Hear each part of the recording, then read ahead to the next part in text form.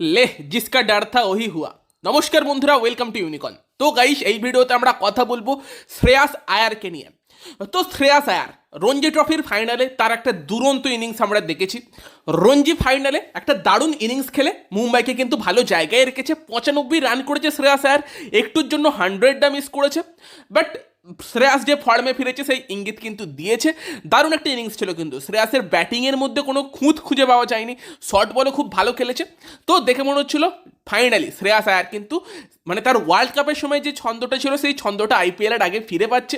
Kolkata night রাইডার্সের জন্য এটা খুব ভালো নিউজ। কিন্তু শ্রেয়াস ওই ইনিংসটা খেলার পর আবার তার ব্যাক পেন হয়েছে। 4th ডে এবং আজকে 5th ডে চলছে, এখনও পর্যন্ত কিন্তু শ্রেয়াস আয়ার মাঠে নামেনি, ফিল্ডিং করতে নামেনি। এবং টাইমস অফ ইন্ডিয়া থেকে যেরকম রিপোর্ট বেরোচ্ছে, যদি সেই রিপোর্ট অনুযায়ী আমরা যাই তাহলে কিন্তু শ্রেয়াস আয়ার আইপিএলের শুরুর দিকের বেশ কিছু ম্যাচও মিস করতে পারে তার ব্যাক পেনের জন্য।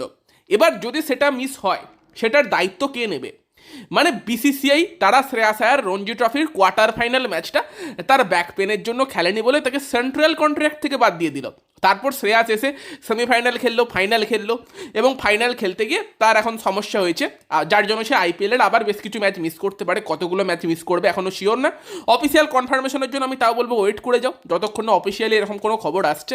তবে তারপরও মানে শ্রেয়াসের যে ইনজুরি হয়েছে, পিঠে যে অসুবিধা আছে, সেই কারণে সে রঞ্জি ট্রফিতে মানে মাঠে নামছে না এখন ফিল্ডিং করতে, সেটা তো ক্লিয়ার হয়ে গিয়েছে। আইপিএলের কতগুলো ম্যাচ মিস করবে সেটা এখনও ক্লিয়ার না। তো সেই জায়গায় দাঁড়িয়ে শ্রেয়াসের যেই ইনজুরি আবার বাড়ছে, এটার জন্য কাকে দায়ী করা যেতে পারে? একদিকে লোকজন বলছে কেএল রাহুল নাকি তার আইপিএলে পুরোপুরি ফিট থাকার জন্য এনসিএতে রিপোর্ট করে লন্ডনে চলে গিয়েছে ছুটি কাটাতে। সে না ইন্টারন্যাশনাল খেললো কয়েকটা ম্যাচ, না খেলছে রঞ্জি ট্রফি। উল্টো দিকে শ্রেয়াস আয়ার একটা ম্যাচ মিস করার জন্য তাকে সেন্ট্রাল কন্ট্রাক্ট থেকে বাদ দিয়ে দেওয়া হলো। সে ফিরে এসে সেমিফাইনাল খেললো, দেন ফাইনাল খেললো। ফাইনাল খেলতে গিয়ে আবার তার ইনজুরি লেগেছে, যেখানে আইপিএলে আবার তার খেলা নিয়ে সংশয় দেখা যাচ্ছে। অথচ তারপরও সেন্ট্রাল কন্ট্রাক্টে কে আছে? হার্দিক পান্ডিয়া আছে, কেএল রাহুল আছে, বাট শ্রেয়াস আয়ার নেই। তো এই যে একটা প্লেয়ার, সে যখন অলরেডি রিপোর্ট করেছিল যে আমার ব্যাক পেন আছে, ব্যাক ইনজুরি আছে, সমস্যা হচ্ছে, তারপরও সেই প্লেয়ারটাকে রীতিমতো ফোর্স করা, যার ফলে তার ইনজুরি আরও বাড়তে পারে, সেটা নিয়ে পরবর্তীকালে সমস্যা হতে পারে। তো এগুলো দায় কিন্তু আবারও বিসিসিআইয়ের উপরই যাচ্ছে বা এনসিএর উপর যাচ্ছে। এনসিএকে ভাই ভরসা করা যায় না। জাসপ্রীত বুমরার ক্ষেত্রে আমরা দেখেছিলাম কিভাবে তার ইনজুরিটাকে বাড়িয়ে দিয়ে ওয়ার্ল্ড কাপ তাকে ফিট ঘোষণা করে দিয়েছিল, দেন যেটার জন্য সে ওয়ার্ল্ড কাপ 2022 টি20 ওয়ার্ল্ড কাপ ছিল সেটা মিস করে। সেম কিন্তু শ্রেয়াসের ক্ষেত্রেও এনসিএর যে রিপোর্ট ছিল সেটা যে ভুল, সেটা কিন্তু আবারও প্রমাণিত হলো। শ্রেয়াস কিন্তু লং ফরম্যাটে ব্যাটিং করার মতো জায়গায় বর্তমানে নেই। মেবি হয়তো ইন ফিউচার শ্রেয়াস আয়ার তার কেরিয়ারের কথা মাথায় রেখে তাকে হয়তো শুধুমাত্র হোয়াইট বলের জন্যই ফোকাস করতে হবে, তাকে হোয়াইট বলেই শুধুমাত্র খেলতে হবে। হয়তো রেড বল ফরম্যাটটা থেকে তাকে কিন্তু অবশ্যই নিয়ে নিতে হতে পারে। তার কারণ শ্রেয়াসের যে ব্যাক ইনজুরির প্রবলেম, এটা কিন্তু অনেক দিন ধরে চলছে।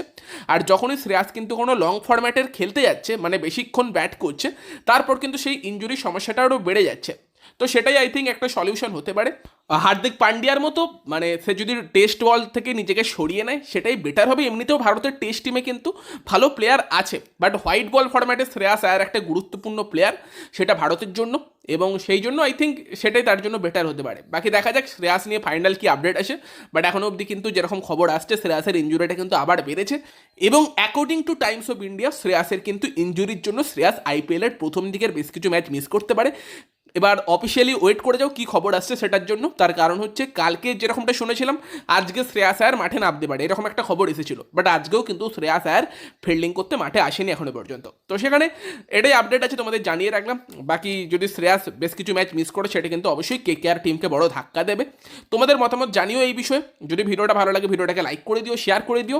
আমাদের চ্যানেলে প্রথমবার এলে আমাদের চ্যানেলটাকে সাবস্ক্রাইব করে তার পাশের বেল আইকনটাকে অন করে দিও। তো চলো গাইস, এই ভিডিওতে এই পর্যন্তই। Bye bye.